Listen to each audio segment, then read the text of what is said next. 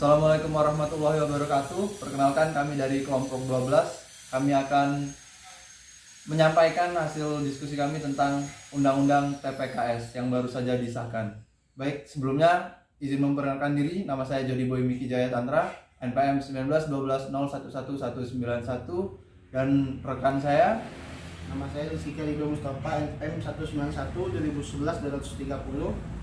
Nama saya Raihan Arif Maulana, NPM 1912 011282. Baik, materi yang pertama akan disampaikan oleh Raihan Arif.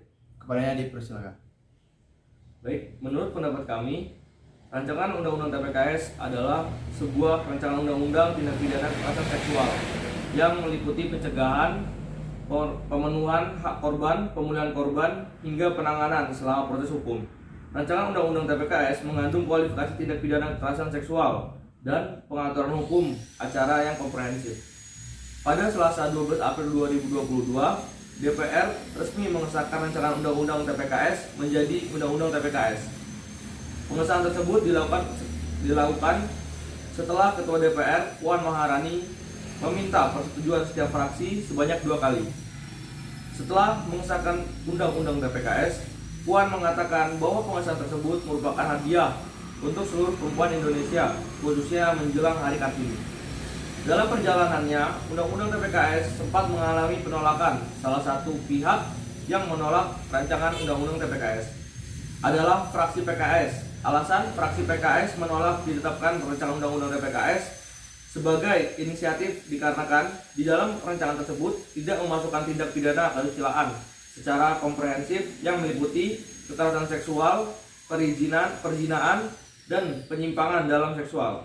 Padahal, jika ditinjau lebih jauh, rancangan Undang-Undang TPKS penting untuk segera disahkan karena kita bisa lihat pada isinya. Definisi kekerasan seksual pada rancangan Undang-Undang TPKS jauh lebih luas dan mampu menjangkau para pelaku yang selama ini dapat lolos dari jeratan hukum hanya karena tindakan para pelaku ini tidak ada yang memenuhi unsur legalitas sebagai tindak pidana KUHP. Untuk itu, kelompok kami menyatakan pro terhadap disahkannya Undang-Undang TPKS.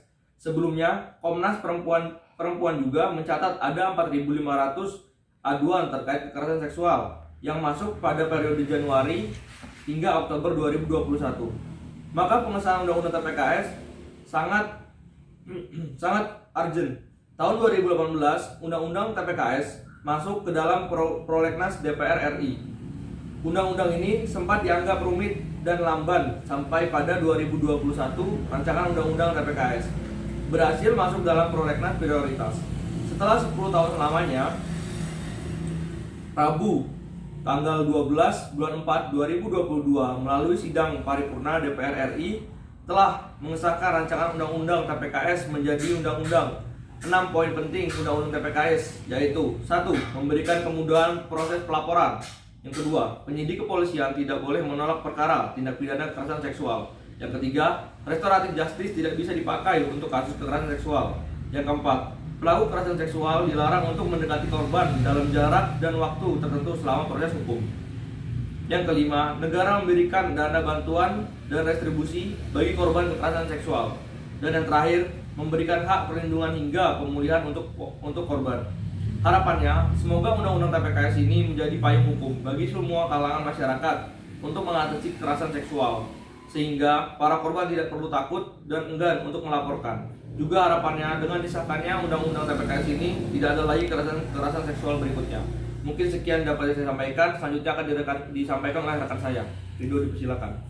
Sebenarnya terkait dengan Undang-Undang TPKS ini ada celah yang mungkin dapat kita sayangkan, yaitu pada pasal 16 disebutkan bahwasannya perkosaan sebagaimana yang dimaksud dalam pasal 11 ayat 2 huruf E adalah kekerasan seksual yang dilakukan dalam bentuk kekerasan, ancaman kekerasan, atau tipu muslihat, atau menggunakan kondisi seseorang yang tidak mampu memberikan persetujuan untuk melakukan hubungan seksual.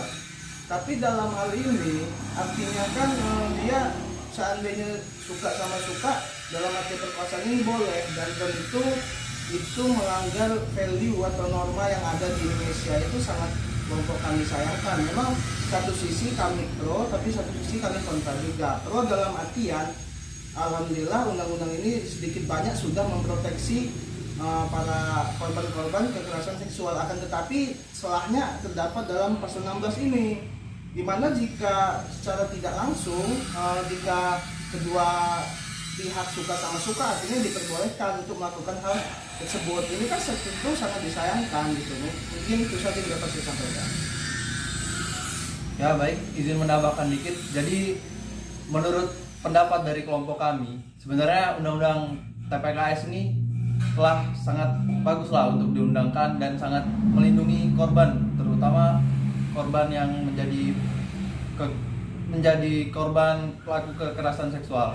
Namun di dalamnya juga masih terdapat menyisakan berbagai permasalahan seperti yang sudah disebutkan oleh rekan saya tadi, yaitu salah satunya adalah tindak pidana pemerkosaan, yang mana bila diteliti lebih lanjut secara tidak langsung undang-undang ini seakan-akan melegalkan seks bebas, yang mana itu tentu tidak sesuai dengan budaya dari Indonesia itu sendiri. Jadi menurut kami mungkin perlu adanya perbaikan di dalam undang-undang ini untuk menjadi lebih baik. Mungkin hanya itu yang dapat kami sampaikan dalam kesempatan kali ini. Apabila ada kekurangan kami mohon maaf. Kami akhiri, wabillahi taufiq wal hidayah. Wassalamualaikum warahmatullahi wabarakatuh.